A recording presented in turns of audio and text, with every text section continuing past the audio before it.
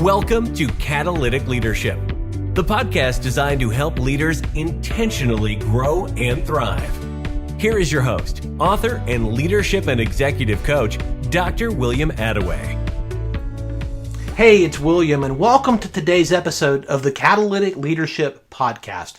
Each week, we tackle a topic related to the field of leadership. My goal is to ensure that you have actionable steps you can take from each episode to grow in your own leadership. Growth doesn't just happen. My goal is to help you become intentional about it. Each week, we spotlight leaders from a variety of fields, organizations, and locations. And my goal is for you to see that leaders can be catalytic no matter where they are or what they lead. I draw inspiration from the stories and journeys of these leaders, and I hear from many of you that you do too. Let's jump into today's interview. I'm so excited today to have Adam Sinkus on the podcast. After over 10 years in the BPO industry, Adam learned that call centers were not where he wanted to be. In 2019, he joined the team at Elevator to help build the business processes to grow and scale. And they helped their clients build over $4 million in additional revenue. At the beginning of 2021, he realized there was a bigger opportunity to split off their home services brand, My Roofing SEO. And since then, he's been building and growing that brand. In 2020, he launched the Winning Tactics podcast to help business owners share strategies that they could use to survive the pandemic. That 8-week project turned quickly into a passion, where now he has 60 plus episodes of actionable insights for small business owners that they can apply tomorrow. Adam, I'm so glad you're here. Thanks for being on the show. Yeah, glad to be on the show. Thanks so much for having me. I would love for you to share some of your story with our listeners, Adam, particularly around your journey and your development as a leader. How did you get started? Oh gosh, that goes way, way back, back to that BPO space, right? That I got out of. Call centers are a gnarly business, and I think we all start somewhere in leadership, and so like what typically happens in a lot of industries, high performer, I got promoted. Okay, you're a leader, you're a trainer, you're this, you're that, and didn't really have the right tools. Yeah. It's like, surprise, you're going to do this thing and you got people that you're responsible for now. And so, the reality set in that I either needed to figure this out for myself, or I needed to go find great leaders and start modeling them. And so I did a combination of both over the years. And what I realized is that, especially in a lot of high turnover industries, the leadership model and the promotion model is so broken. We have leaders that have no business being leaders, not because they aren't great employees and because they don't, and their contributions are phenomenal, but because they're not really set up to be a leader. Yeah. Right. And so I kind of took a step back and I became a training manager for a large call center site. And I took a step back and I said, wait a minute, we have this leadership program that it's a self-guided path that our leaders are going through. But once a month, let's just get together and talk leadership. And so we started these leadership trainings once a month, and we talked about things like having difficult conversations and communicating better with your employees, how to manage KPIs the right way, and started just having conversations, roundtable conversations about these challenges with a training mindset and focus. And, from there, it just kind of grew into a passion of mine to help understand that there is actually a better way to be a leader. Yeah. And we have to step back, drop our ego, be real, that we don't know everything, and, step on the train that, we're here to improve our employees' lives. I love that. That's fantastic. I mean, given your experience in so many different venues of leadership that you've been in, I'm curious, how would you define that word, leadership? I get asked this question a lot, and every time I struggle to come up with what the answer is. But the reality is leadership isn't a title. It's something you earn. Yeah. And so, well, you can be given the title of manager, team leader, whatever your company calls it. Leader in itself is something you earn by building trust, respect, and authority with your team. That's good. You describe your current business as an anti-agency. Yes. I'd never come across that before. And I thought, wow, I want to learn more about that. What do you mean by anti-agency? Yeah. So a purpose partnership, we came to the table and we're like, look, like we've worked in agencies before, consulting agencies, marketing agencies, and we realized that there's this like huge broken opportunity, right? It's the model of senior leadership and this wonderful, glitzy, glammy salesperson show up to your sales meeting and they sell you the dream and you're like, this is great. And then you get your team and you realize that none of those people that, you trusted their experience to come to the table with are actually involved. Yeah. And so we flipped the script on that. And we're like, look, like there's no reason that every project shouldn't have some sort of strategic senior leader that understands how to shift the landscape. Because I don't know about you, but I go through projects all the time and I'm like, this is what we presented. And we get halfway through and we realize that we need to make like, a strong left turn at Albuquerque so we can get right back on track. Yeah. And when you have junior people that just don't have that level of experience in there, they don't know how to make that left turn. Yeah. And so, we believe in our anti-agency model that our senior leadership is involved to some strong degree in every contract that we have. We bring in senior level people to run the daily work that's done on these. We do have some junior folks and they bring their own individual contributions to the projects, but they are part of a larger project team. Helps them learn and grow, but also make sure that we can stay on track with what we need to accomplish with our clients. That's really good. And I think you're spot on. I mean, so many times, and I think our listeners can definitely relate to that. You buy the model in the showroom and then you get home and you're like, this is not what was advertised. The experience level, the skill level of the people that are now engaged in my project. It's not what I saw. It's not what I heard in the sales call. Yeah. Yeah. All too often that happens. And it's frustrating. Even now, now I'm like seeking and sourcing vendors for different stuff. And it's like, I see it all the time. And I'm like, oh man, I'm just not engaging with you because you go so totally against what we believe in. So I'm imagining that would change the way that you sell now, that you engage Absolutely. with new people, because hey, this is not going to be like every other thing that you've experienced in the past. Absolutely. Yeah. I mean, we lead with that, right? We lead with that mindset. We talk about passion. We talk about doing the work that we love to do. We've niched down considerably from where we started, not just because it's the smart thing to do from a business perspective, but because we've found niches and types of clients that we're passionate to do the work with. So in your view, like looking across the landscape of the digital marketing world, it feels like things are shifting a little bit, like things are changing, right? Not just in the marketplace itself, but even in people's mindsets and viewpoints on things like KPIs. What are you seeing across the landscape right now? Well, so there's a couple things at play, and it really depends on where businesses are at in their growth cycle, right? Growth and scale cycle. So when we look at small businesses, with the advent of tools like ChatGPT and the hundreds and hundreds of great AI tools out in the marketplace, the question that's coming to mind is, can I create the same quality or level of content that a marketing agency creates for me for free using one of these tools, or for a nominal monthly subscription?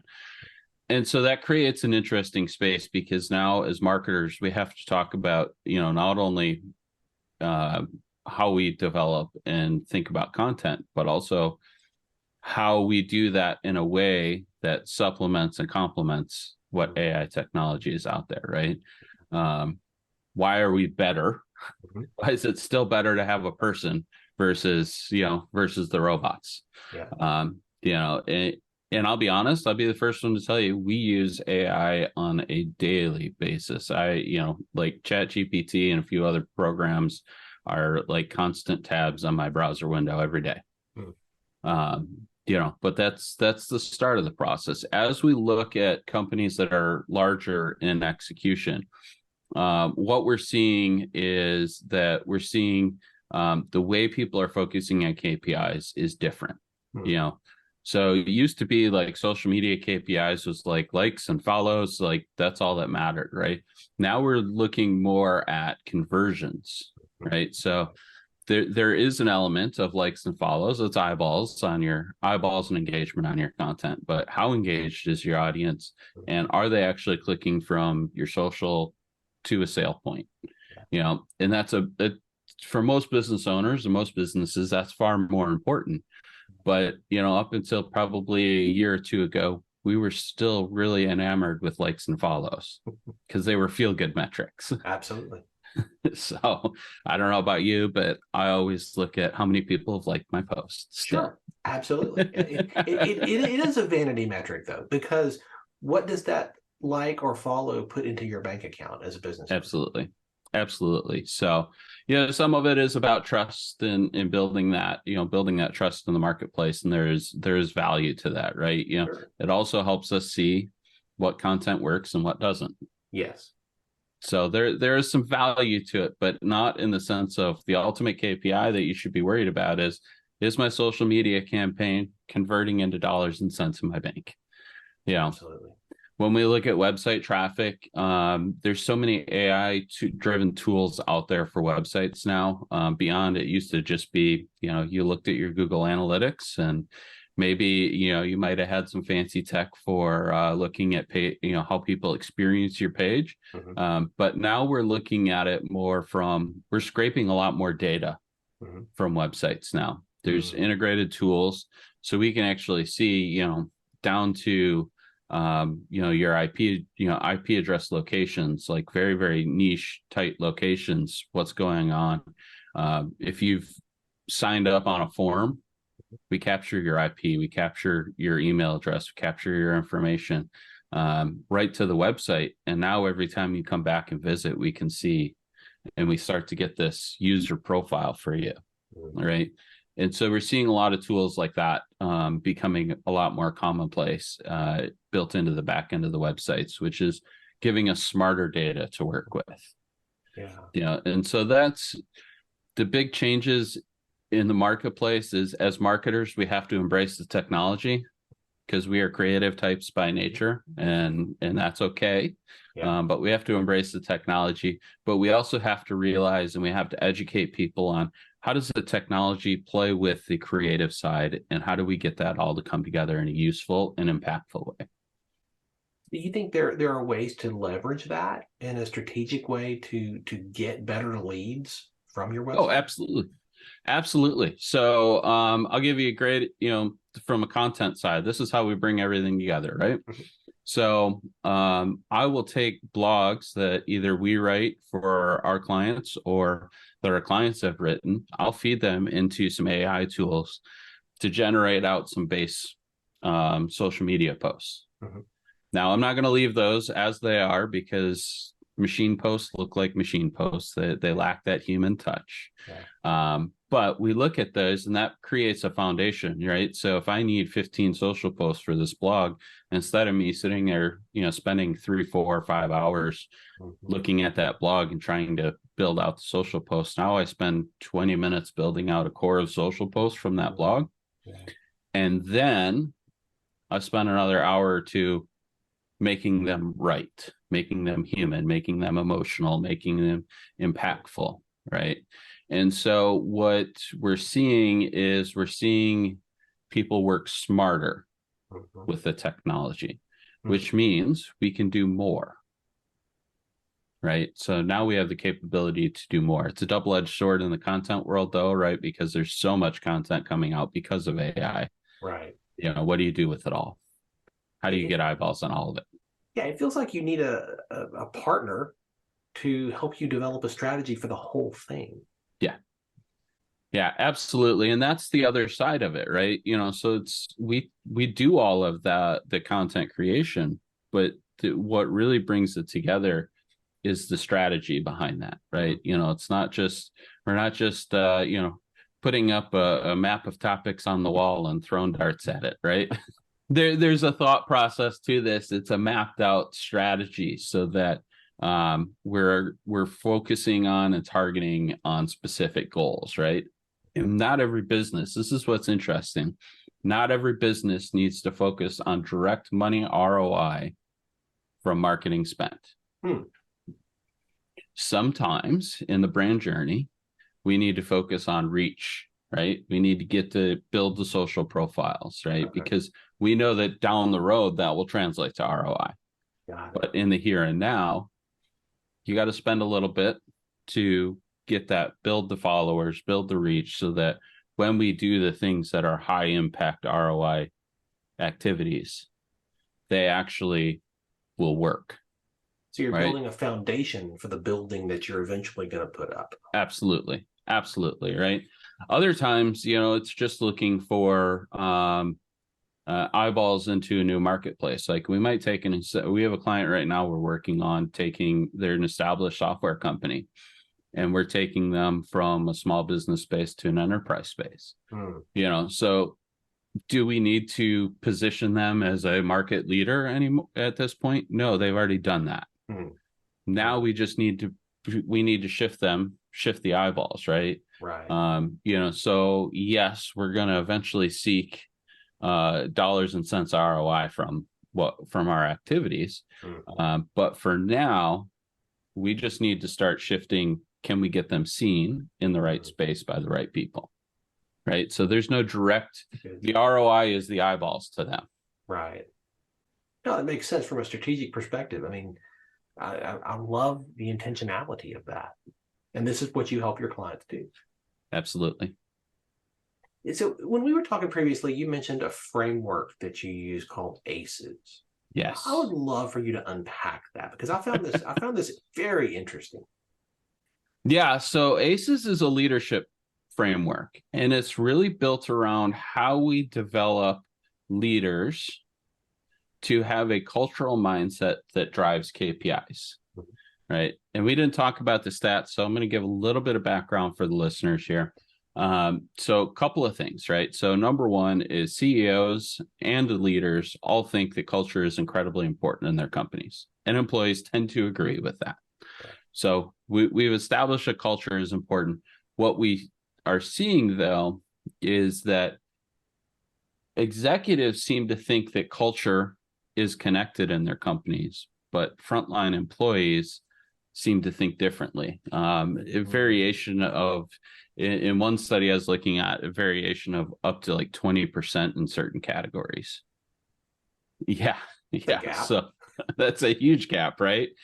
And we're still not even talking about great numbers. The CEOs are at like 40 to 55% in these categories, right? So, so we're only talking like half of CEOs are thinking like their companies are impacting on these cultures in this culture space, and then employees are like less than a quarter of employees in some instances.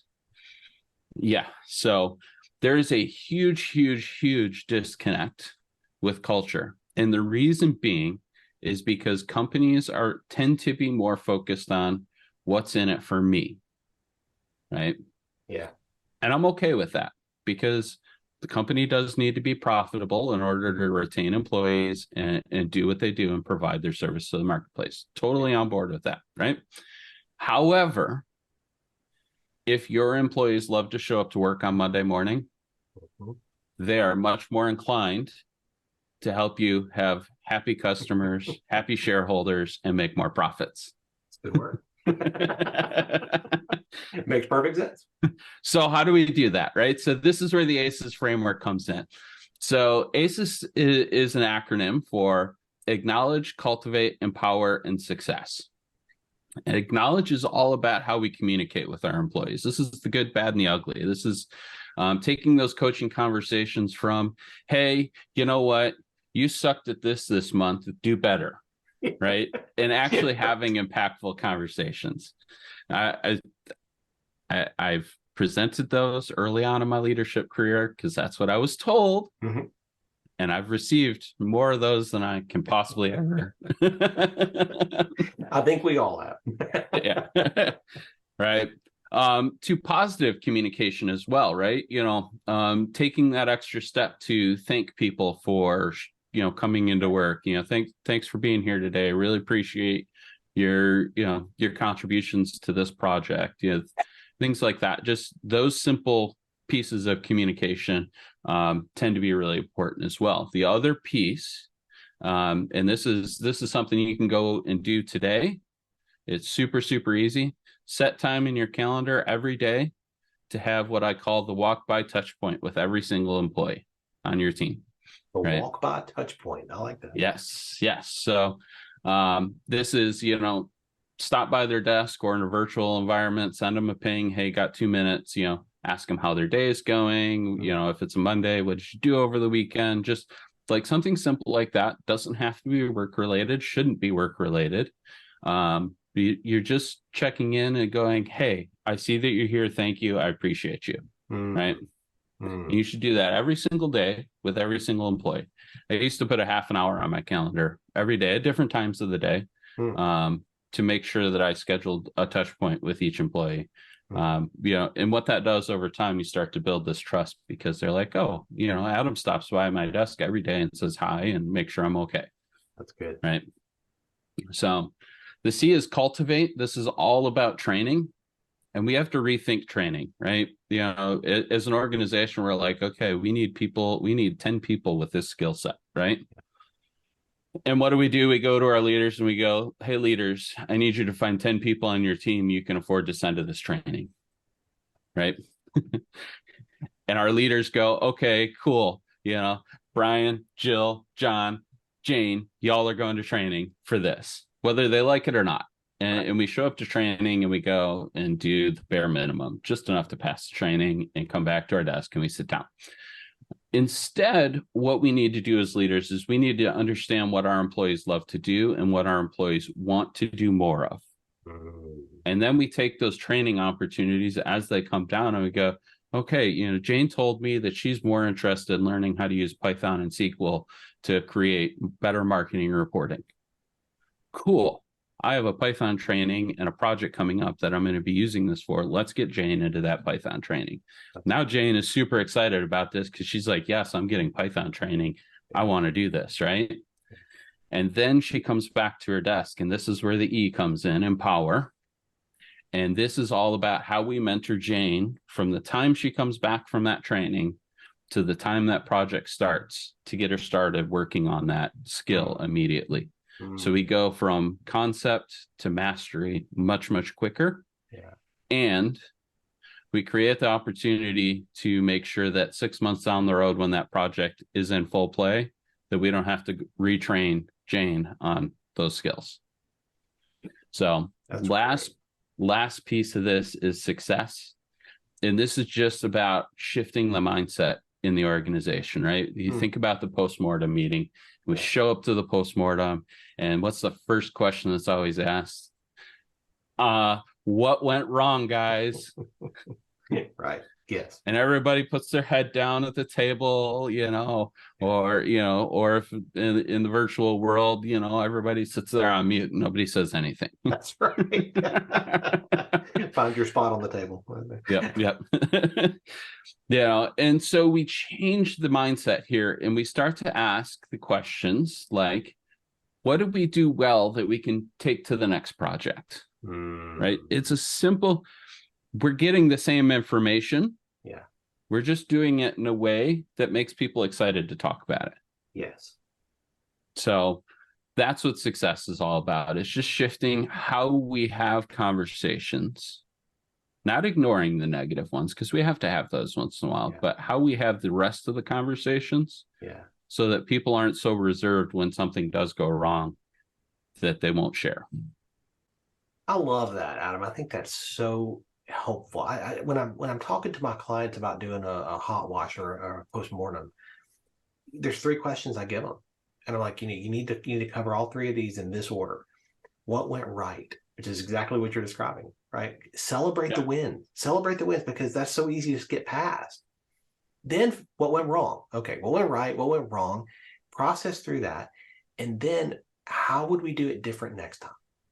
And that's where you process that learning so that it becomes then something you can have available the next time you're in a similar situation. So let me give you a shift on that second question, right? What went wrong? Yeah. Wrong is a very, very negative shutdown closing word. Totally.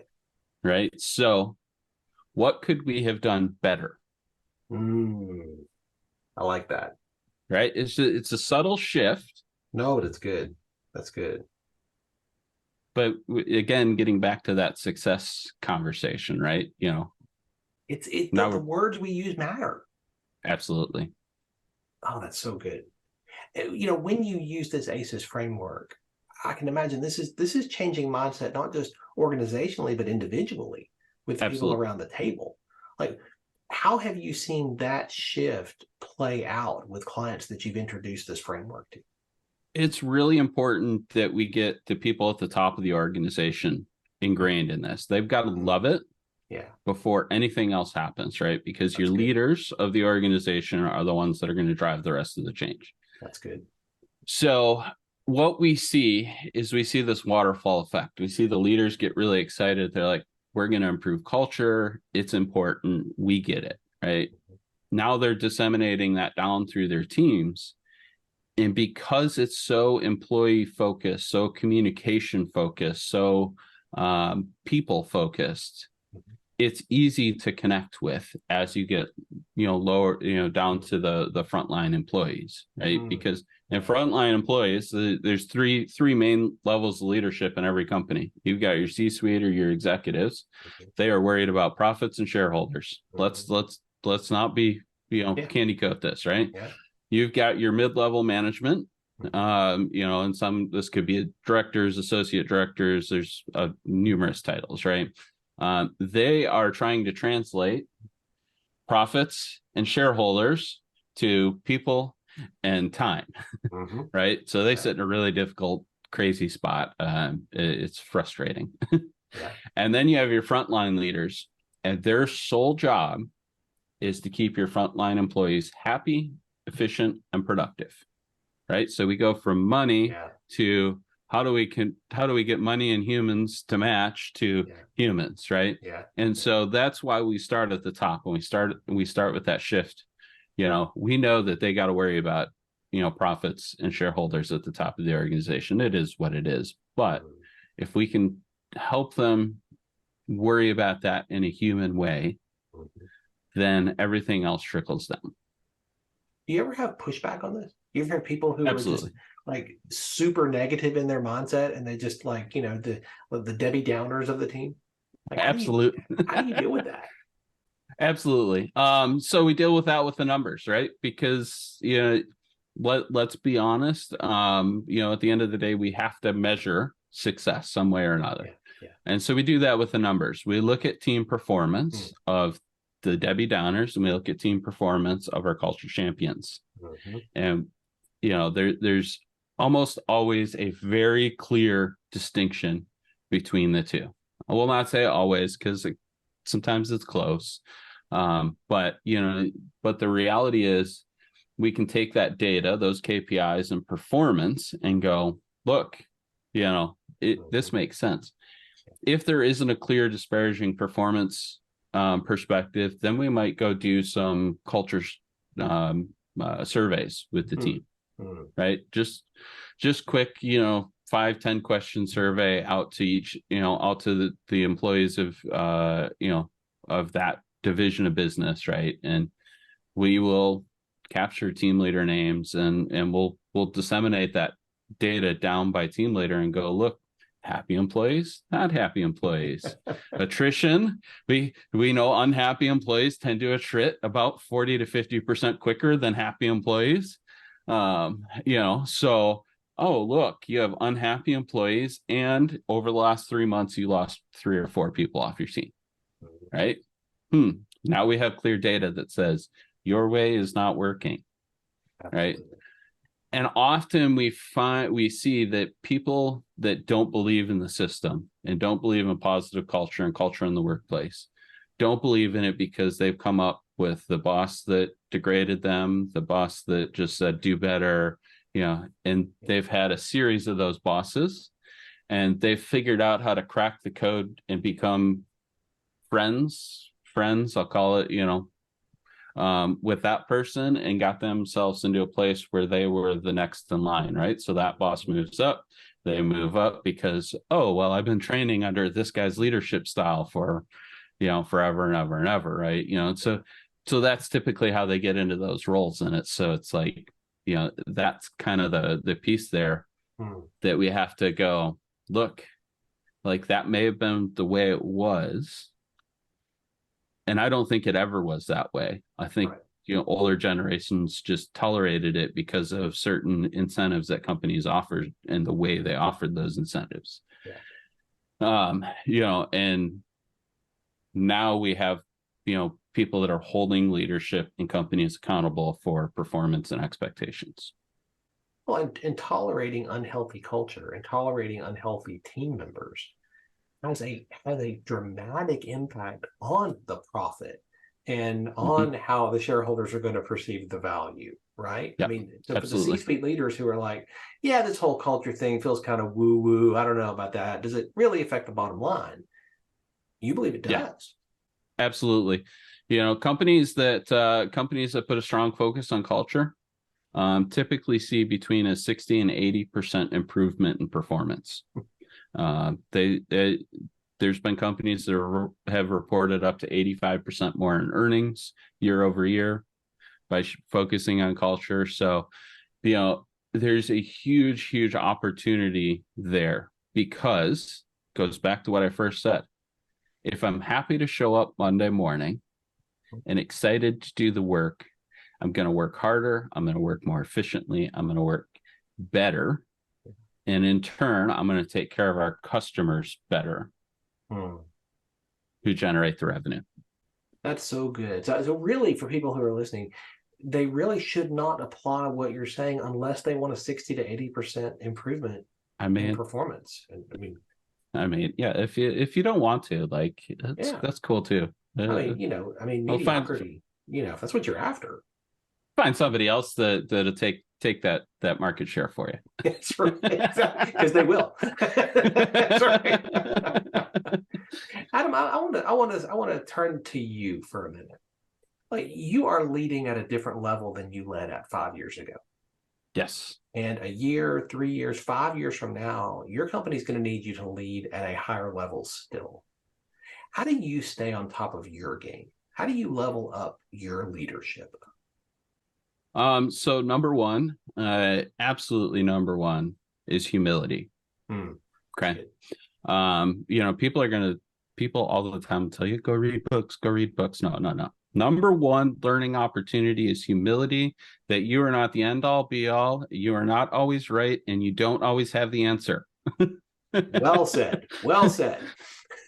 So, I'd say probably 50% of what I learned comes from being humble and realizing that I have hired a whole bunch of smart people, and I just need to let them be smart. So that's the number one place I learn things.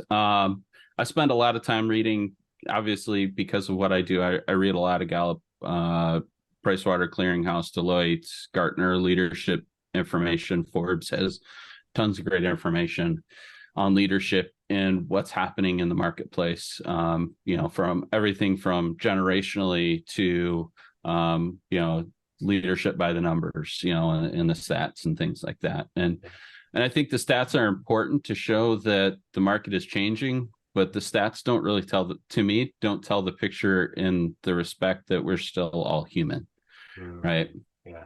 And then the last piece, I think is, finding a mentor, finding somebody that you can reach out to and ask those questions when you're like, oh crap, I don't even know what to do here. Yeah. Right. Yeah. And so that's really, really important. I encourage every leader that's going to, that wants to level up and move to their next leadership role or the next phase in their leadership in their company, to go find a mentor, somebody that has been doing that for the last 5 or 10 years. That's good.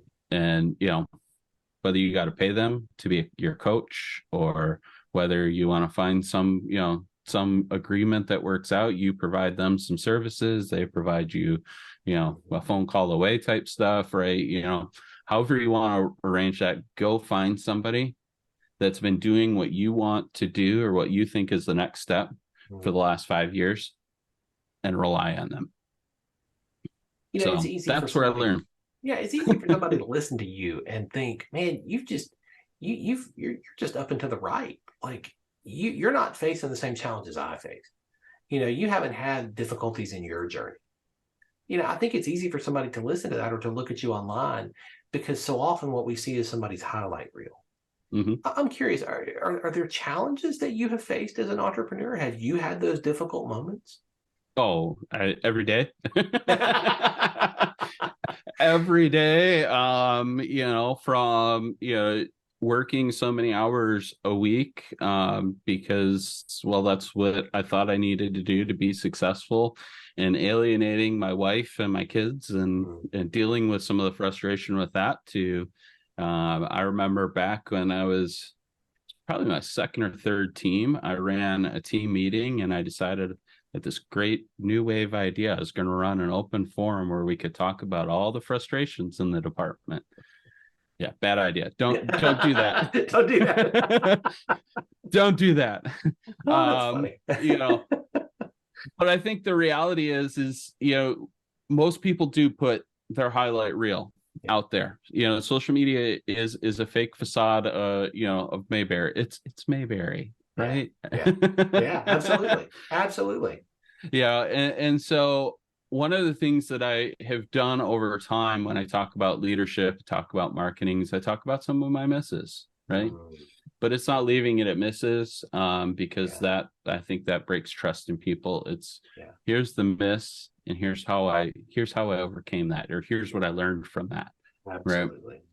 Right? I think it's important for transparency, because we are, I don't get to rip my shirt in half and have a big A on my chest, and wear my spandex suit, right? So I think we just have to be real about that out in the marketplace with our teams. One of my favorite questions to ask my employees, and you got to do this once you've built some trust, because they won't tell you right off the bat, is how am I failing you? What a great question. And then just sitting there and taking it, right? Sometimes it hurts. I'll be honest. I've had some pretty gnarly, ugly conversations, and the only thing I can say to them at that point is, I'm sorry. I need a day to go back and think about all the feedback that you've given me so that I can fix this for you. What a great question. But it does take humility to ask the question and to receive what you're going to get. Yes, absolutely. We just have to remember, as leaders, as business owners, as entrepreneurs, as much as we are here to make $1 for ourselves, and anybody listening, you're going to be like, but it's not about the dollar. It is about the dollar, right? We all have things we like, houses and cars and things that we like. So it is about the dollar. But ultimately, your dollar that you're making is about serving the people that you support. You're a continual learner, Adam. You are constantly learning, and you've mentioned a number of ways that you do that. The listening you do, the intentionality of the questions that you ask. Is there a book that has made a big difference in your journey that you would recommend to leaders who are listening that they add to their to-read list? So there are a couple of them, 3 to be specific. So The first one is one of the first kind of business life books that I ever read, and it's by author Mitch Albom, who's a radio talk show host up in Detroit, and he did Tuesdays with Maury. And this was book. Yeah. So if you've never heard of this book, he sits down with his mentor from college on a weekly basis and has these conversations as his college professor is dying from a terminal illness. And it's just all the lessons in life that he learned in these conversations. And it's such a wonderful book. So really just kind of puts life into perspective. It truly does. The Energy Bus by Rob Gordon. So this is it's told in a parable style. It's a really short read. And in fact, the first time I ever read it, I literally read the entire book in a 3-hour flight. So nice. So but it's all about surrounding yourself with people that carry the right energy.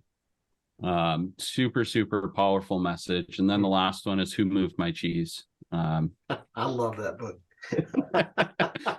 I used to read that book to my kids when they were small. I am very, very particular about things. I always have been. And that book is just that constant reminder. Like, it's okay if your cheese moves. It's totally okay. That's right. So many principles and lessons in that book. I love that. So Adam, those are the three. This has been so great. I've so enjoyed this conversation. Typically, people are going to walk away from an episode like this with one big idea. If you got to decide what that one big idea is that you would want people to walk away with, what would you want that to be? Being a leader is not about you. It's about the people around you that trust you, respect you, and are inspired by you to do better every day. So think about your actions and what are you doing to build trust, build respect, and inspire those around you. And if you can't figure out what that is, then be human enough to go have those conversations and ask them. I know folks are going to want to stay connected with you and continue to learn from you, Adam. What is the best way for folks to do that? Go find me on LinkedIn. Adam Sinkus. I am the one and only.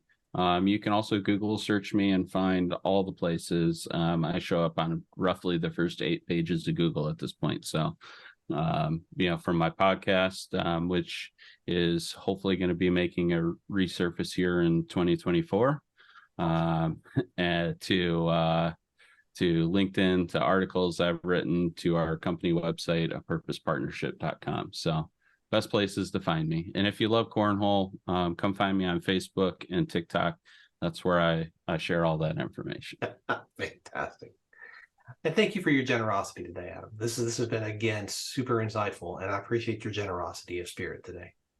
Thanks so much for having me. It was a blast. Thanks for joining me for this episode today. As we wrap up, I'd love for you to do 2 things. First, subscribe to this podcast so you don't miss an episode. And if you find value here, I'd love it if you would rate it and review it. That really does make a difference in helping other people to discover this podcast. Second, if you don't have a copy of my newest book, Catalytic Leadership, I'd love to put a copy in your hands. If you go to catalyticleadershipbook.com, you can get a copy for free. Just pay the shipping so I can get it to you, and we'll get one right out. My goal is to put this into the hands of as many leaders as possible. This book captures principles that I've learned in 20 plus years of coaching leaders in the entrepreneurial space, in business, government, nonprofits, education, and the local church. You can also connect with me on LinkedIn to keep up with what I'm currently learning and thinking about. And if you're ready to take a next step with a coach to help you intentionally grow and thrive as a leader, I'd be honored to help you. Just go to catalyticleadership.net to book a call with me. Stay tuned for our next episode next week. Until then, as always, leaders, choose to be catalytic. Thanks for listening to Catalytic Leadership with Dr. William Attaway. Be sure to subscribe wherever you listen to podcasts so you don't miss the next episode. Want more? go to catalyticleadership.net.